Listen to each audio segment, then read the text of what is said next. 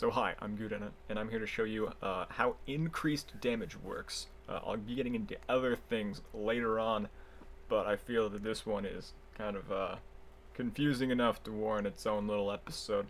So, what is increased damage? Well, occasionally, if you look at the tree, you'll find increased damage everywhere. Something that says increased damage, increased attack speed, increased mana pool, increased attack speed, increased accuracy, increased evasion, increased life, increased blah, increased die, increased... They're fucking everywhere! So, what does it all mean? Well, I built this pretty big spreadsheet over here, and I put a couple rules on it, and they're all pretty similar. The first rule of blank increased fucking damage, additive with all other increases that affect that source of damage. Simple, right? Of course it is. Let's go through an example. Drew up one, a simple melee physical attack. All it is, just melee physical. Doesn't go any crazy weapon converted and added. No, fuck all that. No. It's just physical damage. Got our base damage over here. We got all these. So melee physical attack. It benefits from increased damage, increased melee damage, increased physical damage, increased melee physical damage, increased weapon physical damage, like, you know, if you're using some sort of specific weapon, like a claw or some shit. With the two-handed, like increased two-handed weapon damage nodes, like over here with the butchery node. What else we got? We got, or if you're not using a two-hander, using a one-hander instead, you know, it gets increased one-handed physical damage nodes, but then you could be dual-wielding the one-handed things, and you could get increased dual-wield physical damage nodes, because there are those as well. Anyways, these are all additive. So, 453, why not? 12, you know, that's that. Let's have, you know, dual wielding that stuff. You know, we got a whole bunch of random shit, and all of these will add up to this number, plus or minus 1. That's because all these increases are additive with each other. Get out of there. So all of them are additive with each other. There's probably more reasonable value for around 80. I don't know. All additive with each other. That's it. Okay? That's all it does. It's all increase does. Of course, it gets kind of more confusing because people kind of forget that increased kind of is, just increased, and they kind of think of it as a multiplier at some point, which gets kind of confusing, and I'll just go over a couple more examples. So the second rule of increased, let's say, defenses, is that it is additive with all other increases that affect that source of defenses. Sure. Bad English. So the most confusing example is shield defense, because shield defense nodes are fucking confusing, because it's just increased energy shield from an equipped shield, right? That's all it is.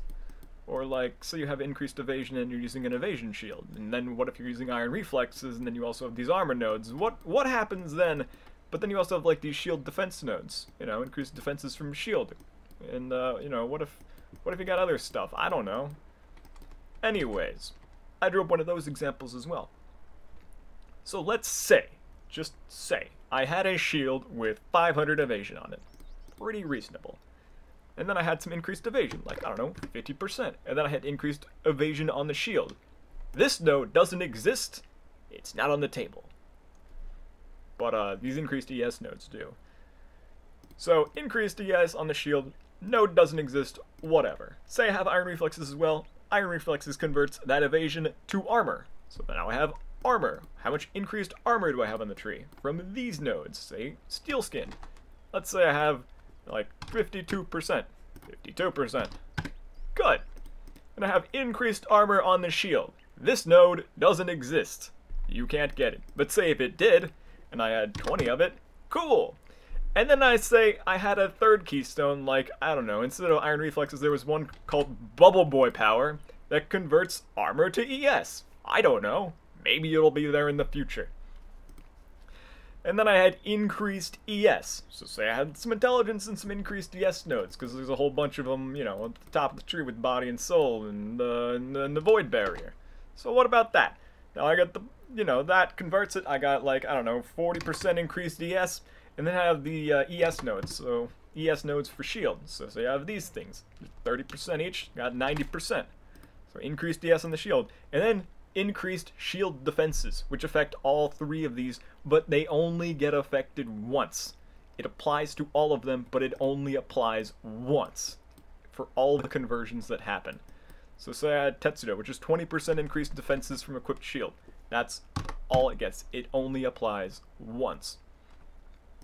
So now my 500 energy, or my 500 evasion shield now provides me with 1,860 energy shield. Cool. Can't happen because the node doesn't exist, but that's what it would do if it did. And you had this sort of setup for all the increases. Okay, now a couple more examples. We got Frenzy attack speed, and then Cursed and Shocked burn and shit. Frenzy attack speed, what is it? Okay, so there's a skill called Frenzy. It deals some damage, it gets increased damage for Frenzy charge. Increased physical damage per Frenzy charge. Increased.